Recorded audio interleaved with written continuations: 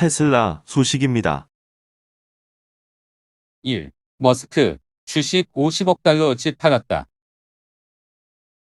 대규모 지분을 처분할지 설문을 트윗에 올린 테슬라의 일론 머스크 최고 경영자가 실제로 50억 달러 상당의 테슬라 주식을 매각했다고 10일 블룸버그 통신, 로이터 통신, 미 월스트리트 저널 등이 보도했다. 공시 등에 따르면 머스크는 8일 215만 4,572주 규모의 테슬라 보통주 주식 매수 선택권을 행사한 뒤 이 중 93만 4천 주를 약 11억 달러에 매각했다. 스톡옵션 행사 가격은 주당 6.24달러이며 이날 테슬라 종가는 1,067.95달러다. 이번 주식 매각은 스톡옵션 행사와 관련된 원천징수 의무 조항을 충족시키기 위한 것이라고 머스크는 공시에서 밝혔다. 머스크가 테슬라 주식을 판 것은 소득세 5억 9천만 달러를 납부하기 위해 스톡옵션을 행사하고 매각한 지난 2016년 이후 이번이 처음이라고 블룸버그는 설명했다. 머스크는 이어 9일과 10일에도 테슬라 주식 360만 주를 팔았다. 그가 이번 주 들어 3일간 매각한 주식은 총 450만 주, 50억 달러어치였다. 그가 보유한 테슬라 지분의 3%가량에 해당했다. 머스크가 제출한 공시 서류에 따르면 이번 첫 지분 매각은 9월 중순 사전에 계획된 거래이지만 9일과 10일의 매각에 대한 언급은 없었다. 또한 공시 서류엔 머스크의 주말 트위터 여론조사가 이번 주식 매각에 영향을 미쳤는지 또는 10%를 매각할 때까지 지분 매각을 계속할 것인지에 대한 내용도 없었다고 블룸버그 통신은 전했다. 머스크가 약속한 대로 그의 보유 지분 10%를 매각하기 위해선 그가 팔아야 할 주식 수는 모두 1,700만 주에 달한다. 앞서 머스크는 주말인 지난 6일 팔로워들에게 테슬라 지분 10%를 팔지 결정을 해달라는 돌발 트윗을 날렸다. 그는 최근 들어 미실현 이익이 조세 회피 수단이 되고 있다는 것과 관련해 많은 논의가 있었다. 이에 내 테슬라 주식 10%를 매각하는 방안을 제안한다고 밝혔다. 그러면서 어떤 결론이 나오든 설문 결과를 따를 것이라며 보유 재산이 주식뿐이라서 세금을 내려면 주식을 팔 수밖에 없다고 설명했다. 24시간 진행된 설문에는 총 351만 9,252명이 참여했고 57.9%가 찬성, 42.1%가 반대 의견을 냈다. 이 트윗에 테슬라 주가는 8에서 9일 이틀간 16% 이상 급락했다. 이날도 장중 한때 987.31달러까지 떨어지고 시가총액이 잠시 1조 달러를 밑돌았다가 이후 반등 4.34% 상승 마감했다. 애플 소식입니다. 애플카, 출시 가능성 50% 이상.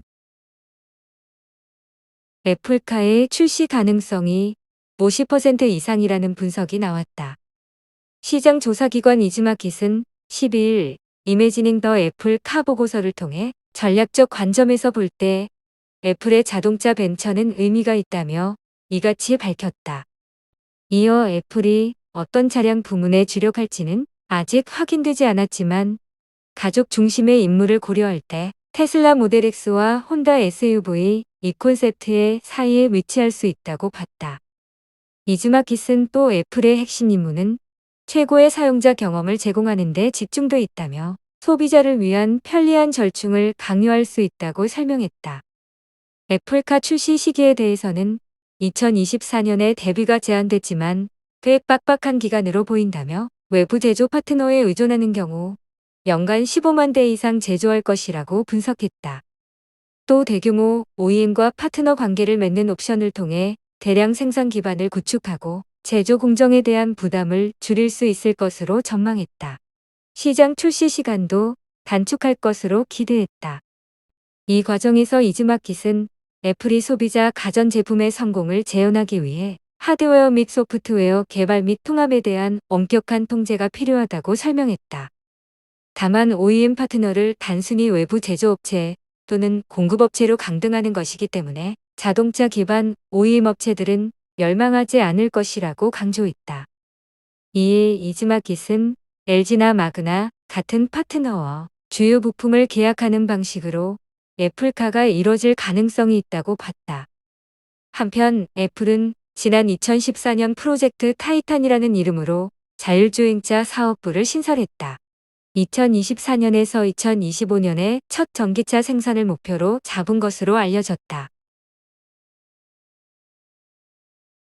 마이크로소프트 소식입니다.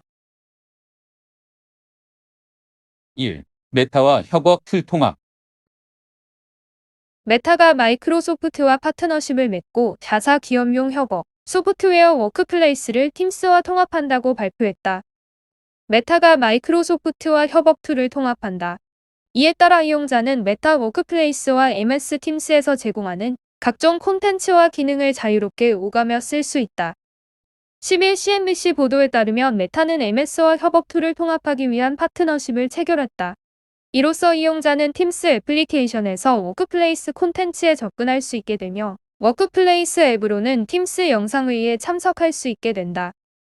우주월식 메타 워크플레이스 총괄은 보다폰, 액센추어를 비롯한 고객사로부터 양사 서비스를 통합해달라는 요구가 있었다면서 이용자는 상호 보완적인 기능을 쓰게 될 것이라고 CNBC에 말했다.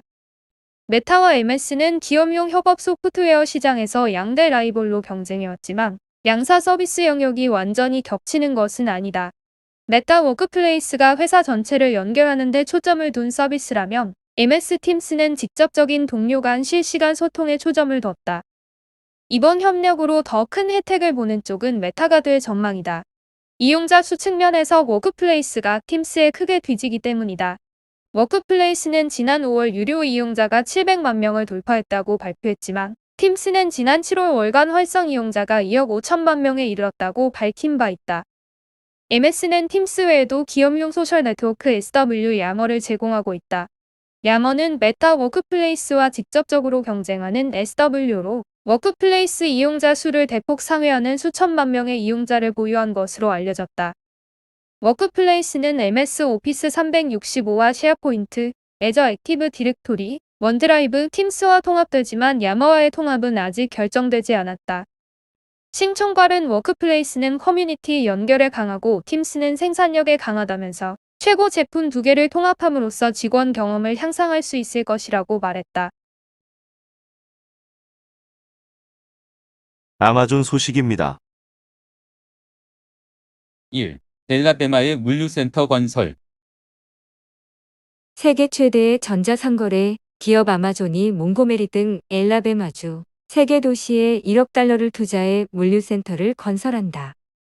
KIB 엘라베마 주지사실은 최근 아마존이 몽고메리, 버밍햄, 헌츠빌 등 세 곳의 물류센터 및 배송센터를 오픈할 것이라고 밝혔다. 세 곳의 아마존 센터가 가동되면 900개의 신규 일자리가 창출될 것으로 기대된다. 주지사실은 또 아마존이 연말까지 엘라베마주에서 500명의 풀타임 직원을 추가로 고용하고 1,800명의 임시직 고용도 추진할 것이라고 덧붙였다.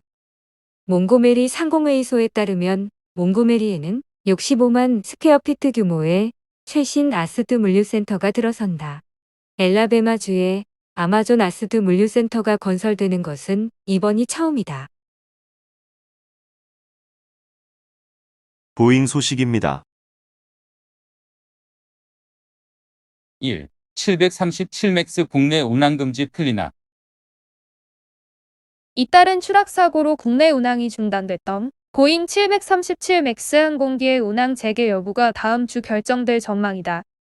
10일 항공업계에 따르면 국토교통부는 다음 주 B737 맥스 기종의 국내 공항 이착륙과 영공 통과를 금지한 노탐의 연장 여부를 결정할 계획이다. 항공기의 안전한 운항을 위해 항공당국이 조종사 등 항공종사자에게 알리는 통지문인 노탐은 통상 유효기간이 3개월이며 국토부는 앞서 2019년 3월 이후 3개월마다 유효기간을 연장해왔다. B737 맥스 노탐은 이달 21일 종료될 예정으로 만약 연장이 안 될 경우 이달 22일부터 B737 맥스의 국내 운항이 가능해진다. 운항이 중단된 지 2년 8개월 만이다. B737 맥스는 2018년 10월 인도네시아 라이언에어 여객기 추락, 2019년 3월 에티오피아 항공 소속 여객기 추락 사고가 난 이후 전 세계적으로 운항이 금지됐다. 보잉은 B737 맥스의 비행 통제 소프트웨어 업그레이드, 승무원의 운항 절차 수정, 내부 배선 변경 등의 보완 작업을 진행해 전 세계 170여 개국에서 운항 재개 승인을 받았다. 미국과 브라질에서는 지난해 11월, 유럽과 영국에서는 올해 1월 항공당국으로부터 운항 재개를 허락받았다. 업계에서는 전 세계적으로 운항 재개가 이뤄지고 있기 때문에 국내에서도 노탐이 연장되지 않을 가능성이 큰 것으로 보고 있다. 국토부는 안전성과 신뢰성을 분석하고 업계와 전문가 의견을 수렴한 뒤 연장 여부를 결정할 방침이다.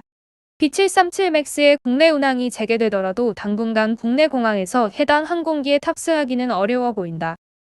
국내에서 유일하게 B737 맥스를 보유한 이스타항공은 현재 기업 회생 절차를 밟으면서 국제선과 국내선 운항을 모두 중단한 상태다. 이스타항공은 빨라도 내년 상반기 운항을 재개할 것으로 전망된다.